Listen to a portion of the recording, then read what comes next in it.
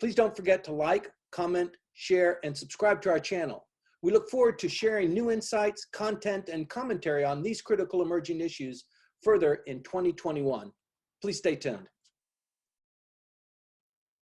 I'd like to welcome those participating in Japan, the United States, and around the world to this webinar presentation on the U.S. Japan Alliance in Global Health, COVID-19 and Beyond. I am Dana Marshall, founder and president of Transnational Strategy Group, an international business and government affairs consultancy headquartered here in Washington, D.C. We are pleased to join with our partner, Langley Esquire, a public affairs consultancy based in Tokyo, in presenting this important and timely event. This is the third of a series of webinars our firms have offered. The first was held last October, previewing the American election. The second, in December, considered the U.S.-Japan relationship under President Biden. We anticipate our next webinar will focus on commercial, trade, and environmental implications of the new American administration's climate change policy. Subsequent ones will explore other timely and business-relevant issues of importance to our participants and clients, led by a prominent Japanese speaker and a practice leader of our firm. Good morning, everyone, and welcome for my friends and colleagues in Japan and Asia, and good evening to everybody else in the world tuning in. My name is Timothy Langley from Langley Esquire, and we are a public affairs consulting firm here in Tokyo, and I'll be the moderator of today's event. The global race for deploying vaccines is underway, as you know, and countries are rushing to inoculate their populations while medical systems strain under the burden posed by the pandemic. Vaccines from Russia and China show promise, though some questions linger about their efficacy. Moderna is not yet approved. Pfizer's delivery is in question. The syringes presented an unexpected problem. There's just a lot going on. Here in Japan, leaders have taken a decisive action to get the population inoculated, indeed even warming them up to this idea. Meanwhile, geopolitical tensions between the United States and China continue unabated, and the Biden administration seems to want to democratize distribution globally. This brings up vaccine diplomacy as a growing issue. Who gets what, when? Today, we're honored to welcome Dr. Teiji Takei, Assistant Minister for Global Health and Welfare at the Ministry of Health, Labor, and Welfare here in Tokyo, and Transnational Strategy Group Senior Advisor for Global Health and Affairs, Ambassador Jimmy Kolker. These two will explore the ongoing issues and their implications for U.S.-Japan cooperation in global health. Let me introduce first Dr. Takei. He is the Assistant Minister, as I said, of Global Health and Welfare at the Ministry of Health, Labor, and Welfare in Japan. His experience is timely and relevant. He possesses leadership roles in WHO, G7, G20 health ministerial meetings, and at the Global Alliance for Vaccine and Immunization. He's also sitting with the Coalition for Epidemic Preparedness Innovations, bilateral and multilateral international meetings, the Global Fund to Fight AIDS, Tuberculosis, and Malaria since August 2020. We couldn't ask for a higher authority on this subject. Thank you very much, Dr. Takei. And now with Ambassador Jimmy Kolker, who is in Washington, D.C. to give us the Biden administration angle on this. And although he had retired in 2017 as Assistant Secretary for Global Affairs at the U.S. Department of Health and Human Services, he remains actively engaged in the area of his specialization and is advising the administration on these issues. Very briefly and selectively from a long and illustrious career, Ambassador Kolker was the U.S. Department of Health and Human Services Chief Health Diplomat, representing the United States at the World Health Organization and at the Global Fund to Fight AIDS, Tuberculosis, and Malaria. He was directly involved in the U.S. response to Ebola and Zika outbreaks and helped develop and lead the global health security agenda. Ambassador Kolker held ambassadorial posts in Uganda and Burkina Faso and was Deputy Chief of Mission at the embassies in Denmark and Botswana. I could go on clearly, but we're just so fortunate to have somebody of Ambassador Kolker's background to speak on this issue. He is currently the Senior Advisor at the Global Health for Global Health Affairs at Transnational Strategy Group. And finally, before we get started, I'd like to note that this event is being recorded for later distribution, and we're going to have a Q&A session at the end. So from the 45-minute mark, if you have any questions, please type them into the Q&A function below. With that, thank you very much for the prelude. I'd like to start off with Dr. Takei. Dr. Takei, the floor is yours. Thank you, Tim, for your Thank kind introduction. Good morning and good evening. First of all, I'd like to thank you and the organizers for giving me this great opportunity to discuss global health from the perspective of the U.S. Japan alliance, including recent policies on the COVID-19 and the post-pandemic agenda. Today, I will introduce global health issues with epidemic update and its economic and social impact on our societies, as well as vaccine diplomacy, COVAX facility, and the WHO. I will also explain domestic policies focusing on COVID-19 responses and relevant legal framework in Japan. I would also like to touch upon the way forward on how to better tackle a future pandemic, including by strengthening the U.S.-Japan alliance for national security and social resilience.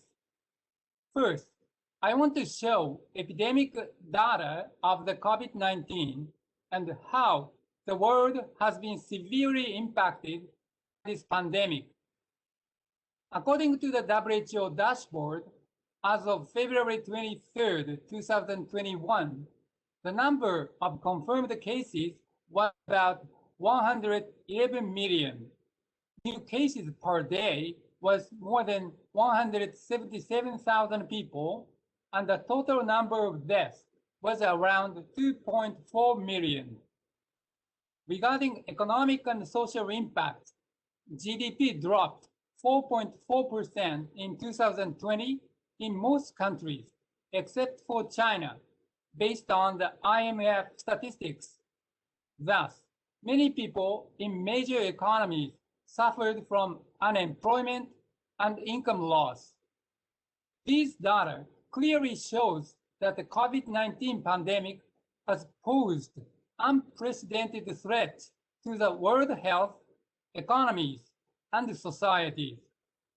Under these circumstances, I would also like to draw your attention to vaccine diplomacy, which has been playing a key role to strengthen bilateral relationship and make diplomatic influence on other countries. For instance, China, Russia, and India provided their vaccine to other countries with payment or free of charge. There has been an escalated competition of vaccine diplomacy among vaccine-producing countries. On the other hand, vaccine nationalism and regionalism tend to be the subject of criticism because of lack of equity and the widening gap between developed and developing countries. Therefore, the shortage of vaccine has posed serious threats to supply chain and national security. To tackle these challenges, the COVAX facility was established under the leadership of Gavi, CEPI, and the WHO to fight against the current COVID-19 pandemic. The COVAX facility is a new mechanism that combines an old-style framework of assistance to developing countries and a new framework of securing doses for middle and high-income countries by their own funds. Japan was one of the first countries to join the COVAX facility as a self-financing participant and has already pledged $200 million to COVAX support developing countries with necessary vaccines. To achieve health for all and ensure security, Japan has contributed to reforming and strengthening the function of the WHO, which is responsible for global health issues and to helping developing countries build their own health systems. In addition, to promote universal health coverage and SDGs, we have been committing ourselves to full support to ensure equitable access to vaccine for all people with the notion of leaving no one behind. Next, I would like to briefly show how Japan has tackled vaccine policies and amended relevant legal frameworks. To establish the COVID-19 vaccination system, its policy has been formulated to enable the local governments to implement vaccination with the cooperation of prefectural governments under the direction of Minister of Health, Labor, and Welfare. Specifically, the cost of vaccination will be borne by the national government, and the current provision of the Act of Immunization will be applied to reports of suspected adverse response caused by vaccination and relief measures in the case of health damage. In order to secure enough vaccine to provide to all citizens in Japan, relevant contracts have been concluded for the supply of 50 million doses of vaccine from Moderna, 144 million doses from Pfizer, and 120 million doses from AstraZeneca. I thank the U.S. for providing vaccine for Japan. To support vaccine supply chains, the national government has set aside 3,000 ultra-deep freezers with a temperature of -75 degrees Celsius and 7,500 deep freezers with a temperature of -20 degrees Celsius so that the healthcare institutions can properly store vaccine that need to be frozen. To ensure the smooth implementation of vaccination, the national government is establishing a cloud system for communicating and sharing information on vaccine distribution among the local governments, healthcare institutions, and other related parties, so that healthcare institutions can manage vaccine inventory and the citizen can grasp the necessary information. Japan started the state of emergency to contain the spread of virus starting from January 7 this year up to March 7, depending on the epidemic conditions. Although the Japan's daily reports of new cases is steadily declining, the healthcare system is still under stress, and the mutated strain of the virus, so-called variant, appearing in Japan and other countries. Therefore, the government is taking control measures and strengthening surveillance with genetic analysis on viruses. For foreign people staying in Japan, they can receive vaccine by applying for vaccination to a municipal government in a city where they live. For example, if you live in Hachioji City in Tokyo, you can request vaccination to a city office. This system is applicable to any foreign people in Japan, such as diplomats, business people, and their families. Regarding its schedule, medical staffs have been vaccinated from mid-February to March, and elderly people will be vaccinated from April, to be followed by those who have underlying diseases like diabetes, heart disease, and other health conditions, and then general public. The exact date for each group has not been fixed yet, but the government has been making the utmost efforts to provide further information and guidance. Now, I'd like to explain the significance of vaccination and the future prospects. As the basis of countermeasures against infectious diseases, prevention of infection by vaccine is envisaged, especially in areas where therapeutic drugs are either not available or insufficiently effective. In such cases, there is an urgent need to develop vaccine and secure a production system. The prevention of diseases by vaccine has the effect of reducing social and economic losses, as well as preventing increases in healthcare costs.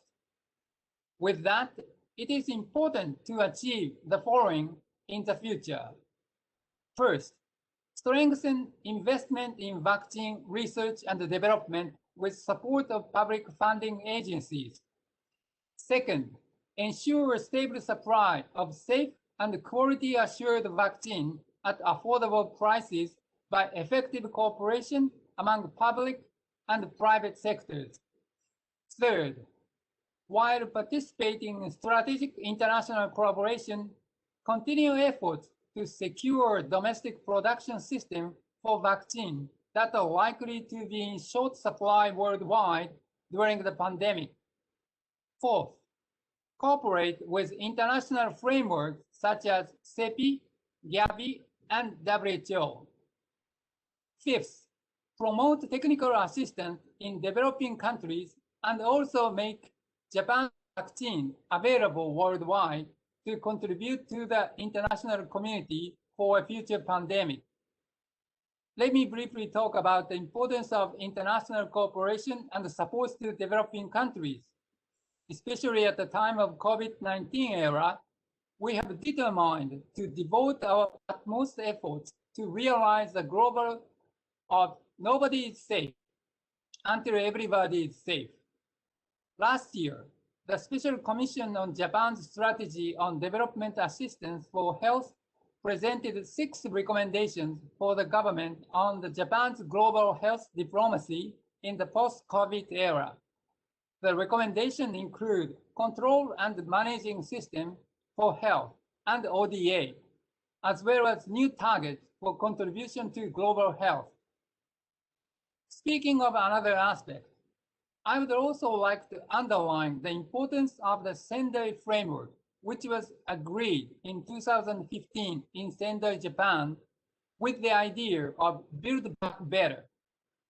In the post-COVID-19 era, we will not simply return to the previous condition, but we should build the better society with more resilience to tackle our future pandemic. To summarize, considering the unprecedented impact by COVID-19 on our societies, global health security is playing a pivotal role in ensuring safety and prosperity for the future. Bearing this in mind, I think the U.S.-Japan relationship has been essentially important, not only for vaccine and its supply chain, but also for pandemic response, preparedness, innovative R&D, international cooperation, and global health security. With that, I sincerely thank you for your kind attention. Thank you very much, Dr. Takei. We'll have an opportunity for Q&A to respond to those, and also a little bit of time for you and Ambassador Kolker to have a bit of a sharing, a mind share at the end of his presentation. Thank you very much for your insight and sharing with us what's the thinking in the Japanese government.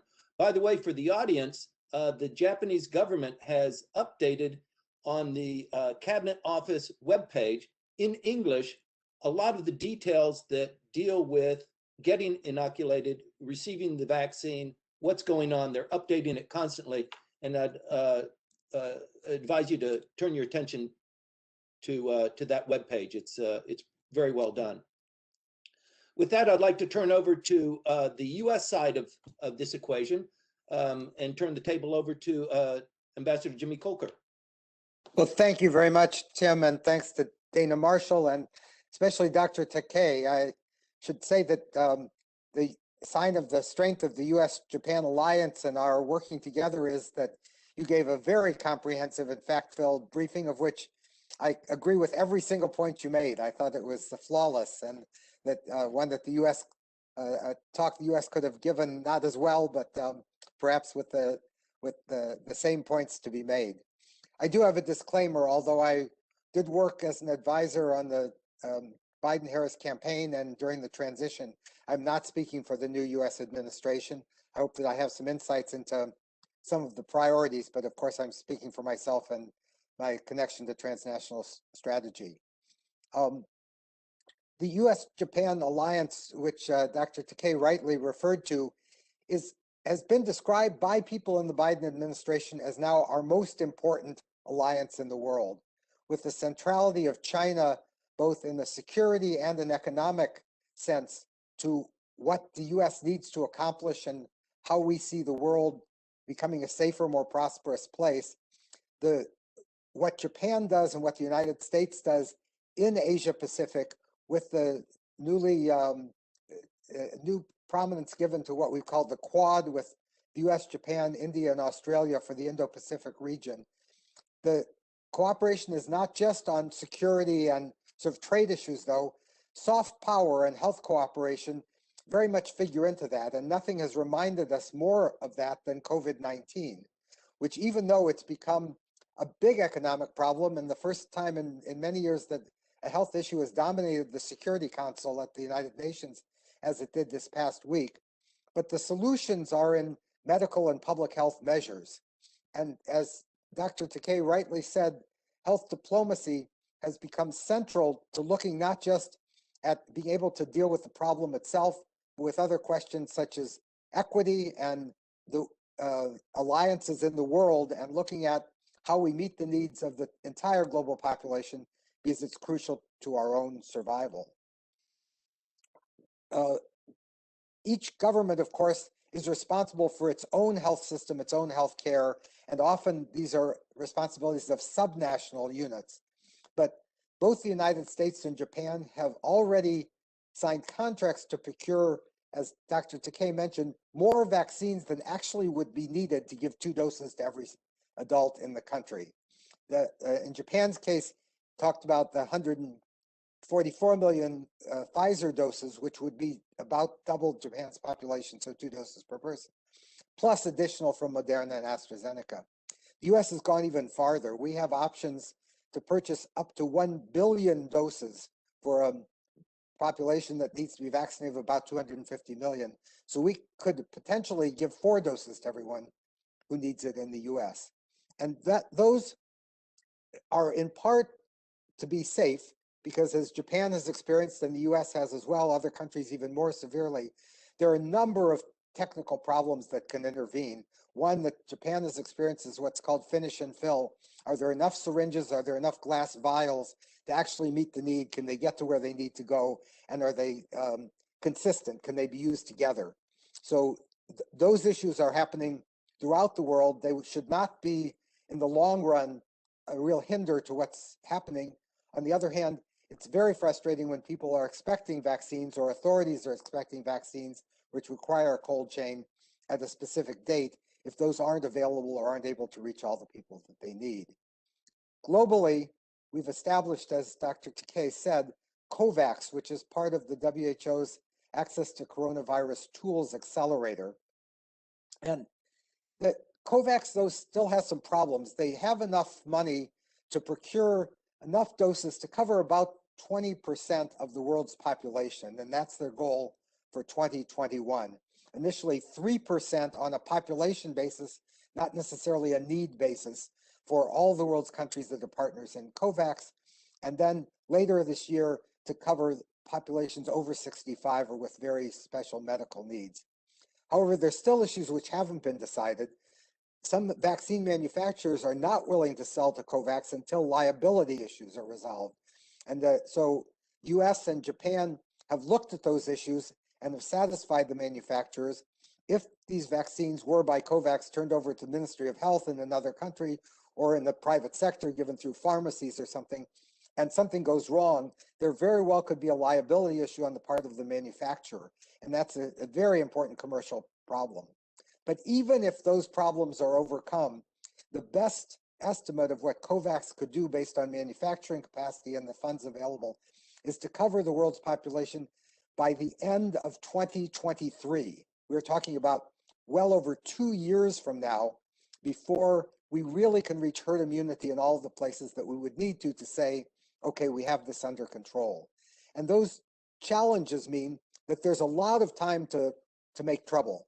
And if COVAX doesn't work, or if these vaccines do not have confidence, there are a lot of people who will step in and take advantage. Russians and Chinese, and it looks as though actually their vaccine candidates do show some promise, as Tim said in the introduction. We hope that they work. The best solution for the world would be more effective vaccines available more quickly. But they up to now have not undergone the rigor that the US or the World Health Organization or the Japanese government requires to be registered in those countries. And so they could move in with a vaccine that might actually undermine the ability to be sure that people are safely and effectively treated. There are also unethical companies and there are pirates. And where there isn't a rule-based system, they will move in. And so there's quite a scramble right now to figure out what kind of licensing arrangements, commercial arrangements, and international rules can govern this vaccine distribution in both an equitable way, one that's fair to the companies, especially fair to the populations, but that does provide a system in which the public in general can have confidence. The Biden administration has announced help to COVAX. In fact, we have just, as of last week's announcement, become the largest donor to COVAX, with $2 billion immediately available through Gavi, mostly for vaccine procurement. Another $2 billion over the next 2 years for this rollout and scale up. However, we have not up to now been willing to talk about our vaccine surplus. If we do have extra doses in the US, would those be made available to COVAX or to other countries? And if so, on what terms? These are important policy issues that are yet to be decided within the United States. And furthermore, as Dr. Takei alluded to, the importance of supply chains and China's role with precursor ingredients for many medicines and vaccines is a major priority for the Biden administration. We've talked about onshoring, about Buy America. The vaccines that we are procuring as the US government are all manufactured in the United States, although some of them are also manufactured other places. But these onshoring arrangements will affect international commerce, will affect Japanese producers as well as those in third countries. And this is, as far as we can tell, being done product by product. So there's no overall decision or declaration of what's going to be produced in America or what might change from previous practice. But this is also a very important issue that we're all going to have to keep our eyes on and have our business plans adjusted accordingly. As Dr. Takei said, U.S.-Japan health cooperation has been a stable aspect of international cooperation for many years. And I want to shout out to Japan, which has been a leader throughout my time in the public health world, especially in promoting universal health coverage, which is now a doctrine that's been endorsed by the United Nations and the World Health Assembly, in aging and in urban health. These are all areas for potential cooperation between the U.S. and Japan. The U.S. has a long way to go. Japan is ahead of us in many of these areas, but the whole world needs to catch up, and the Sustainable Development Goals mean that we'll all be judged by our progress toward these indicators.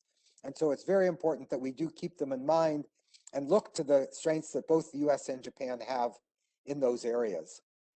And finally, COVID has reminded us that COVID is very much a public health risk. It's something that needs to be managed by medical systems, but it has to now be on the agenda of every institution, every corporation, every organization, because we've realized the damage that a public health threat can do to just our continuity of operations, the way we do business, the way we deal with our own employees, our customers, and our communities. And so how to interpret information about early warnings? There are outbreaks literally every week. There's an outbreak that could become an epidemic. How do we judge the merits of those, look at the threats? And the fact that global health is so decentralized that not only does each country have its own rules and its own approach to this, but in most cases, including the US, each state does, in some cases, each locality, county, or city does. And so having a single approach to say this is how the world's going to react to the next threat is really insufficient, as we found out with COVID. You need to get down to the details of that and how each institution is going to react. So the effect of interruptions on business are major concerns for everyone. We do have some tools to help evaluate those options and strategies. And the value of US and Japan staying in touch to look at this as global leaders, as countries that have great manufacturing capacity, the ability and the wherewithal to respond is very important. We have a good relationship to do this, and I think the prospects over the next year or two because of COVID make that not only a better prospect, but essential for the health and well-being of our populations. So with that, I'll leave some time for questions and answers. I look forward to the discussion. Great. Thank you very much, Ambassador Kolker. You know, a lot of the things that we're talking about, people have very little ability to influence or maneuver. It's basically word coming down from government, and most people, business people, are just waiting for the impacts of decisions being made to react to. This series that Transnational Strategy and Langley are doing focuses on the U.S.-Japan relationship. And we have more than 100 people that are registered for this seminar today. And a lot of the people are business people wondering what opportunities are there for U.S.-Japan collaboration, business opportunities that they can actually participate in, and society is going to benefit, their shareholders are going to benefit. From your perspective, what opportunities are there that are ripe for people to invest in?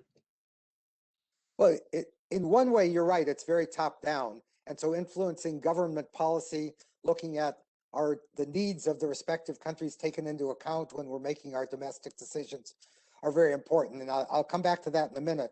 But it's also true that this is one where we need to look at our communities and individual decisions, our own behavior, right. whether we distance, whether we wear masks, whether we attend gatherings, whether we work remotely, whether we travel, whether we're eager to get the vaccine or reluctant to get the vaccine. These aren't really top-down decisions. These are things we all have to decide, and each institution, each culture has its own way of approaching them. But when you talked about policy influence, one thing that I think not many of us realize is that when the US government announced a couple of weeks ago, as I support this, I think President Biden did the right thing to say, we've reserved 200 million more doses from Moderna and Pfizer because the availability of some of the vaccines that were candidates under Operation Warp Speed is not going to be on time. And so we want to be sure that there's adequate supply this year for the US population. But invoking that Defense Production Act means that the US gets to the head of the queue for US production. We can preempt production. And while I think that the companies have carefully looked at the contracts they have with countries like Japan, the worldwide supply actually is finite. And if the US gets priority for additional doses of vaccine, someone has to get them later than they had otherwise anticipated or contracted for. And so just looking at the international implications of what we're doing domestically is extremely important. And to be sure that the international interests as well as the local interests are represented in that discussion. Thank you very much. The questions are starting to flow in. I'd like to ask Dr. Takei about the syringes. There was an issue with the syringes and the number of doses that could be extracted from each vial. Can you touch on that a little bit? Sure. You touched kind of syringes that probably is the PPEs and other medical devices which are needed for vaccinations, and the people need information on the topic so that the people will be vaccinated in a timely manner. So the government is working very hard to obtain the necessary syringes, specific syringes for vaccination. The people said the 6 vaccination for one vial, one bottle, but currently just 5 times based on one bottle. So that we are securing the number of syringes, other medical necessaries. So we are working on it, and also you touched upon the important information of the website, information of the Cabinet Office. It's already on the chat section. So if you have a question, maybe you can go to the website and you can get the information. So I would ask you, and please use that information for your further questions and answers. Thank you. Back to you. Thank you very much. So the questions are starting to flow in. The time we're scheduled for a good time for the Q&A. So please, if you have those issues, please bring them up. And Dr. Takei and Ambassador Kolker, if the counterpart has something interesting that you would like to remark on, please interject. But otherwise, I'm just going to move very quickly. We have lots of questions coming in. The first question I'd like to ask about, it's not from somebody that's named themselves on the audience, but it's about Russia and China coming in with their own variant of a vaccine and how that's impacting the EU and how that might be impacting Africa as well. The Quad you mentioned is beginning to really raise in prominence. Could you address that issue briefly, Dr. Takei? Sure. Let me first explain the Russia and China on the vaccine diplomacies.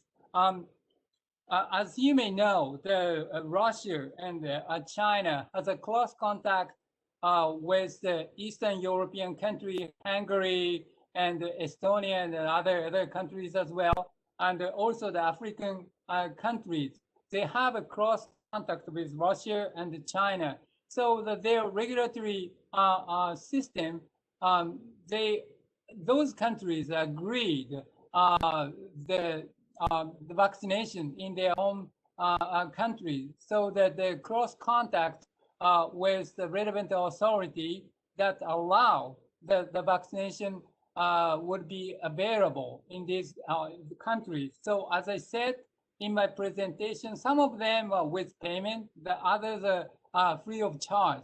So it's a mixture of the diplomatic maneuver, which able them to expand their capacity to provide vaccine to these relevant countries.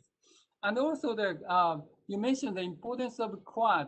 I think the Quad system is pretty important for the regional stability, not only a health issue, but also other relevant topics. But in terms of the regional health, I think Quad is quite important for providing a supply chain. If you think about India, India has a lot of large and mid-sized companies to produce medical products, and including the vaccines. And we are discussing how to diverse the production system and the supply chain. So India, Australia, U.S. Japan, this Quad system could give a condition to this region. Back to you. Thank you very much. You know, sitting at this particular point in time, you can imagine in 3 or 5 years' time, looking back with all of the different variants of vaccines, lots of things can happen with how they are impacting different people in different regions. It's really quite a mix. I'd like to ask Ambassador Kolker to respond to the same question, Quad, and the influence of China and Russia on their vaccines. No, I agree with Dr. Takei. I think, as I said before, the best outcome would be if the Chinese and Russian vaccines were very effective and were able to add to the world supply and speed up the coverage throughout the world.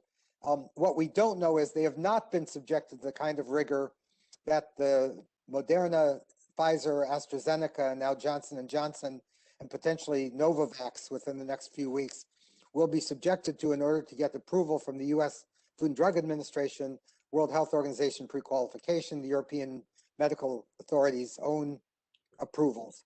So the question is whether the fact that countries, very populous, important countries like Indonesia and Pakistan and Asia, Egypt, South Africa, Brazil, are using these vaccines already, some as part of phase 3 trials, some though as in regular distribution to their populations, means that vaccine confidence in general is at risk.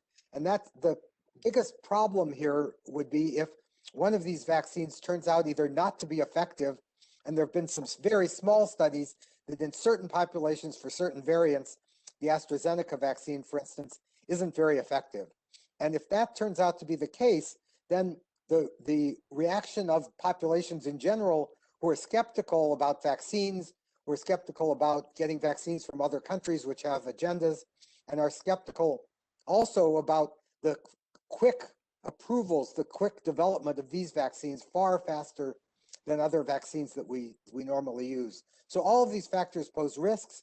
The need is so great that we shouldn't be stopping our production, or the Russians and Chinese. But the Chinese vaccines, for instance, one called Sinovac, is actually produced by a company beneficially owned by the People's Liberation Army. Sinopharm is a more commercially oriented firm that's doing that. But it's certainly true that in vaccinating their own populations, Russia and China have involuntarily vaccinated their own militaries based on products developed by their own state institutions that I think in the US, people would raise questions about. Is this a good public health practice? Thank you very much. I'd like to move on very briskly. This next question is from Jean Cox. It's directed at Dr. Takei. What realistically are the projections for the Olympics in Tokyo? Good question. We're working very hard to prepare for the Olympic this year.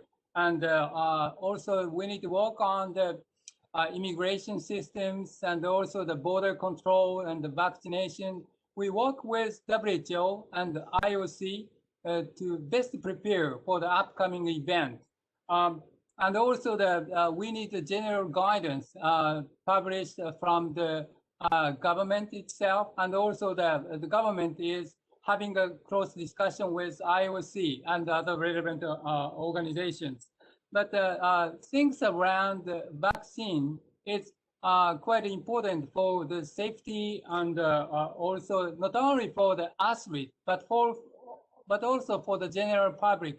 So we need to use some IT-based system. It's called COCOA and HERSIS.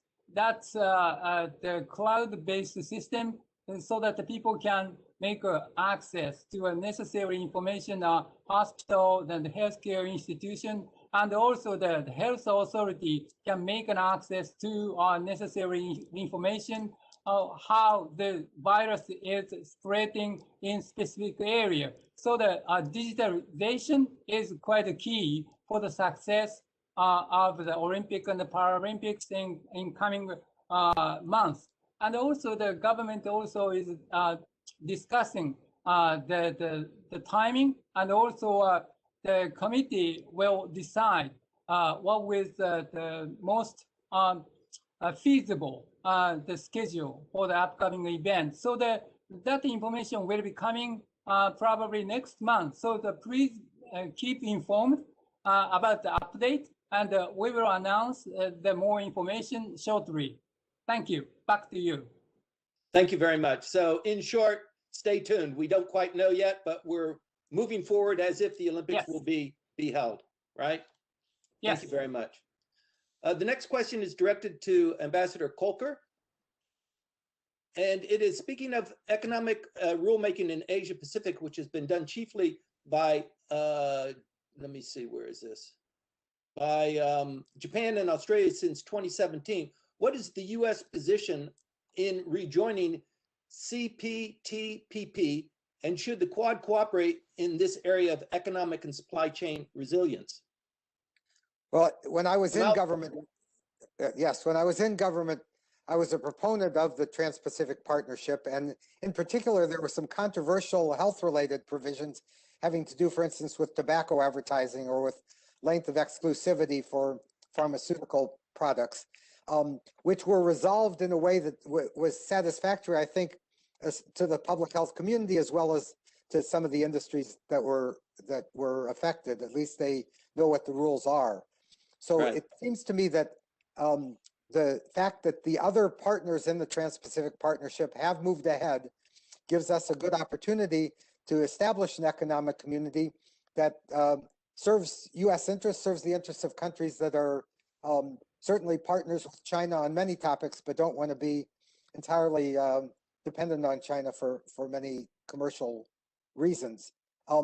It seems unlikely, however, that the U.S. would actually join the existing organization, which, as you say, the other TPP partners led by Japan and Australia have taken the lead. So I don't think that itself is on the agenda, but it would be, I think, in everyone's interest for us to be sure we're consistent with those rules as we look for trade agreements and for trade relations across the Pacific. Thank you very much. Dr. Takei, do you have anything to add? I'm fine, thank you. Okay. The next one is from Rocky Swift. This is directed mostly at Dr. Takei, I believe. And after more than 60 COVID-19 vaccines that have reached late stage trials, only one has been developed by Japan. And so that puts Japan in a kind of dependent situation. And can you comment on the relative underperformance of Japan in this regard? Sure. That's a quite an important topic I need to address. As you may know, Japan supported a lot of the research grant on vaccines and related products. Only one of them is promising so far, but still others are at the early phase. So we have a lot of important and promising scientific seeds in this country, but we need to, put more efforts on further R&D in this area so that government supported the funding agencies called AMED, and some other functions are called the GHIT. These are funding agencies supporting research fund to develop new vaccines and other medical products with the cutting edge scientific knowledge. But compared to other pharmaceutical companies in the US and the European countries, Japan is sort of lagging behind. We need to put more effort on R&D in this area, and we need to catch up. From this perspective, I think that the U.S. Japan alliance and relationship is critically important to promote R&D in this field. So we are expecting a lot in this area, and we could further improve the cooperation between two countries. Thank you. To you. Thank you very much. Ambassador Kolker, do you have anything to add there? I would just add one thing, that the U.S. is responsible for about 50% of the public sector investment in biomedical research in the world, and a similar percentage of the private sector biomedical research. So the U.S. has a unique role, and the idea that the U.S. wasn't at the table when these decisions about COVAX, about vaccine equity and prioritization were being made, was not just any old country not being there, but the country that has the most stake in the game. And of course, it's the first time the U.S. has really been a hotspot for the need for vaccines, these vaccines as well. So I think we're in a little bit of a different world, but it's encouraging that the U.S. has played a leadership role in investing both public and private sector money in these. But that's historic. The U.S. and Japan have not historically been equally invested in this area. Great. Thank you for the question, Rocky Swift. I'd like to point out that the U.S. government can't dictate to U.S. companies who they can sell to. And this really impacts the diplomatic role, vaccine diplomacy, which is one of the aspects of our conversation, Ambassador Kolker. How does the United States government deal with the companies that are producing, and a lot of this is coming out of Europe as well, the production houses, but much of it is coming out of the United States as well. What is this mix between the United States government and the private companies in distributing the vaccines? Well, there's one asterisk, one minor exception to that. This Defense Production Act does say that the U.S. can preempt in a way. We can tell U.S. manufacturers that they need to produce certain priority products and then sell those products to the U.S. government. It's exceptional. It's been imposed very rarely, but we have just used that ability to distort a fully free market in that way. But I think because there's been good discussion, good subsidy, and some cooperation from the very beginning, there's not been the same arm's length relationship between FDA, NIH, and the private manufacturers, that dialogue has been taking place from the beginning. And I hope that will mean that the US will also favor a more equitable global posture for those manufacturers. It's interesting though also that, for instance, with the variant discovered in South Africa, for which the AstraZeneca vaccine may have some challenges, the US is able to mobilize Johnson & Johnson vaccine manufactured in the UK or Europe to South Africa to help address that both through COVAX and bilaterally. So we do have some ability to respond to emerging needs based on the multinational companies' diversity of production. Thank you very much. Dr. Takei, related to this, and you might have something to add to Ambassador Kolker, but related to this, the United States and Japan are such close partners. Is Japan basically kind of bound to the United States production of vaccines? And how is this contracting done? Through what mechanism is the Japanese government negotiating and purchasing these products from the producers? Thank you. One of the areas we could improve is the public-private partnership, so that we could make a better communication and a better contract based on the faith and the science evidence on that. And also, I could point out the difference between the US and Japan. The size of the company, the size of the manufacturing company is relatively small in Japan. Yeah. So the investment itself is a small size compared to the other multinational major company in Europe and the US. So that's one of the difficulty we are facing so far. And also the biggest difference I can find is the existence of venture capital and the venture company. They can start up from the very beginning and make the scientific seeds available for major pharmaceutical companies. So the cross connection between the venture companies and the large multinational pharmaceutical company, that is really smooth in the US. So we could learn from those lessons from the US, and we could also improve the communication between the US and Japan on how to prepare for the next pandemic and how to improve the communication in this area. Thank you. Back to you. Thank you very much. We have time for maybe another 2 questions. I'd like to have the next question, which is, COVID has turned everything upside down, how we do business, how we trade with one another, just how we go to work and that sort of thing. I'm wondering if it has impacted policies related to human rights as well. The pandemic has highlighted how the behavior of societies has a direct effect on the health of others. Is this something that will change the global relations, given that it affects international travel and ability to carry out cross-border business? Whoever posted that, thank you for the question. I'd like to pose that to Ambassador Kolker. I believe you're muted. Thank you. Yes. The US and Japan have, of course, been allies in trying to be sure that the global health system is one that respects human rights, that responds to needs of vulnerable populations, and that is contributing to well-being, not just in the narrow medical sense, but in terms of people's opportunity to fulfill their potential and so on.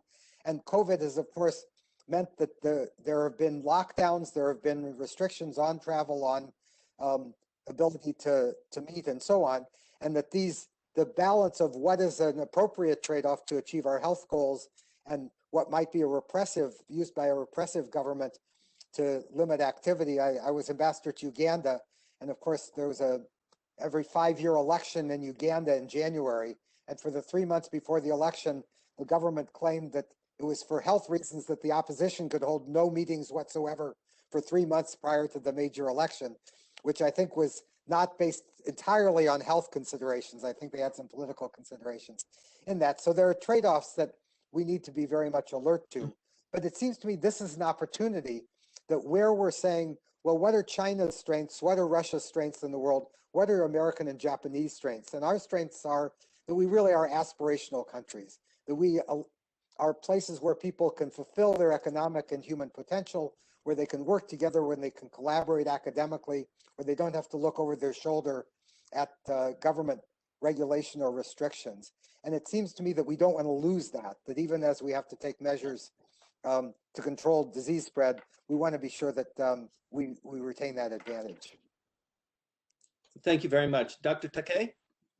Sure. I agree with Ambassador Kolker on this topic. And recently, the direct communication is decreasing because of COVID. But on the other side, the remote work and also the discussion based on the webinars and this webinar itself is a good opportunity for exchanging opinion. So we could make the most of the IT technology to communicate with others. And also this is quite obvious in the fields of education. The students are using e-learning and also the web-based communication tool. So we could make the most of this latest technology. And also, I could also touch upon the human rights and the vulnerability issues. This is also some of the highlights affected by the COVID-19 pandemic. So we are going to focus on how to help the vulnerable people, and especially in developing countries, we need to improve and also promote the international cooperation in this field. In this area, and again, the U.S. Japan could work together to promote multilateralism and also international cooperation with the multinational schemes such as WHO, CEPI, Gavi, and others. Thank you very much. Back to you. Thank you very much, Dr. Takei. We need to wrap this up. Ambassador Kolker, do you have any closing remarks? And then I'd like to turn it over to Dr. Takei, and then would wrap this session up. Ambassador Kolker, any closing remarks? Just to give a plug, because Dana got cut off in his opening remarks, to be sure that Transnational Strategy's interest in working in Japan, as the seminar series is representing, and what we hope can be quite a broad portfolio of possibilities, working with Langley Esquire and also as a Washington-based firm, can be noted, and our website, Transnational Strategy Group, is important to take a look at. No, you do great work globally, and we very much appreciate you joining us in this seminar today and for being a co-sponsor for this webinar series on U.S.-Japan relations. Thank you. Dr. Takei? Yes, thank you very much. That's the key message from me. And actually, I learned a lot today from Ambassador Kolker and Tim and others. This is a very great opportunity for me as well to exchange opinion, and I welcome the question from the audience. And thank you all, including the audience as well. Back to you. Thank you very much. And can I give a shout out? Can I give a shout out to my colleague Hiroki Nakatani, who helped bring this together as well. We worked together when he was at WHO, World Health Organization, and I gather he's still working on health diplomacy. So thanks, Hiro. Thank you, everyone, and thank you for the questions that you've posed. And I apologize we couldn't get to all of them. This was a great session, and I think now with almost a year behind us, we're beginning to see a light at the end of the tunnel. And while vaccines will help to speed up the global recovery, we must come together and provide support among the community, between the public and private sectors, and between nations across the globe. Things will get better, and we will emerge from this crisis stronger than ever in the new normal. I'd like to thank you, Dr. Takei and Ambassador Kolker, for your time today and the discussion and the insights to help us learn about what's going on and keep us informed on this quickly moving situation.